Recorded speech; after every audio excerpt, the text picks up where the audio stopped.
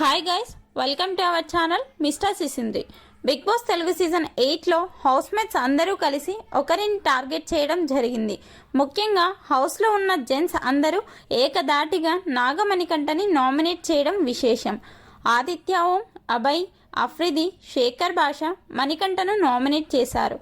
అలాగే ప్రేరణ, బేబక్క కూడా మణికంఠను నామినేట్ చేయడం జరిగింది.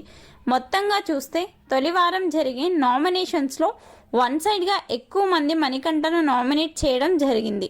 అయితే దాదాపుగా అందరూ చెప్పిన రీజన్ ఏమిటి అంటే మణికంఠ ఎవరితోనూ కలవడానికి ఇష్టపడటం లేదు, తన మాట తీరు అంతగా బాగోలేదు, తన లోకంలో తాను ఉంటున్నాడు. ప్రతి ఒక్కరికి ఒక స్ట్రాటజీ ఉండటం కరెక్ట్, కానీ హౌస్లో ఉన్నప్పుడు అందరితో కలిసిమెలిసి ఉండాలి.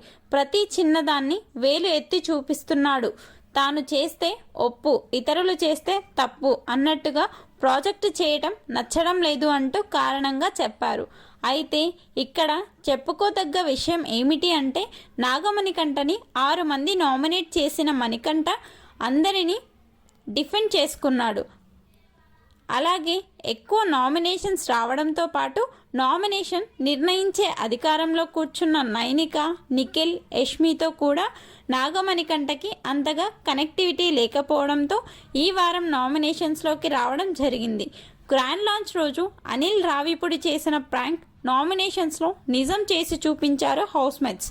మొత్తంగా తొలి వారం 6 మంది నాగమణికంఠని టార్గెట్ చేయడంపై మీ అభిప్రాయాన్ని కామెంట్స్ రూపంలో తెలపండి. Please subscribe our channel mister సిసింద్రి.